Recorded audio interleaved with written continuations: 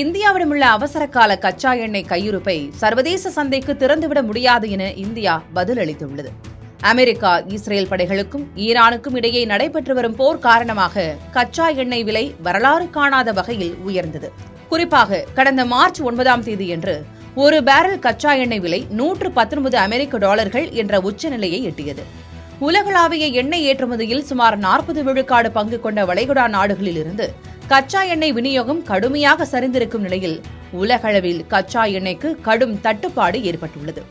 இதன் காரணமாக உலகளவில் பெரும் பொருளாதார சரிவுகள் ஏற்படும் என அச்சம் எழுந்தது. இச்சூழலில் கடந்த மார்ச் 10ஆம் தேதியன்று G7 நிதி அமைச்சர்கள் மற்றும் சர்வதேச எரிசக்தி முகமை இடையிலான அவசர ஆலோசனை கூட்டம் நடைபெற்றது.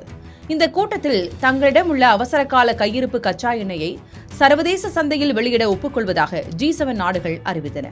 அதோடு இந்தியா உள்ளிட்ட முக்கிய நாடுகளும் தங்கள் கையிருப்பில் உள்ள கச்சா எண்ணெயை சர்வதேச சந்தையில் விற்பனை செய்ய வேண்டும் என சர்வதேச எரிசக்தி முகமை கோரிக்கை விடுத்தது.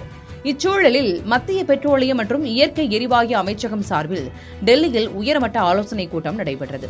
இந்த கூட்டத்தை தொடர்ந்து சர்வதேச எரிசக்தி முகமை எங்களுக்கு உத்தரவிட முடியாது, அந்த அமைப்பின் கோரிக்கை நிராகரிக்கப்பட்டதாகவும் இந்தியா தனது கச்சா எண்ணெய் சேமிப்பை இப்போதைக்கு திறக்காது என்றும் அறிவிக்கப்பட்டிருக்கிறது. மேலும் வளரும் நாடான இந்தியா, அமெரிக்கா அல்லது ஜப்பான் போன்ற வளர்ந்த நாடுகள் செய்வது போல தங்களது கச்சா எண்ணெய் சேமிப்பை சர்வதேச சந்தையில் வெளியிட முடியாது என்றும் கூறப்பட்டிருக்கிறது.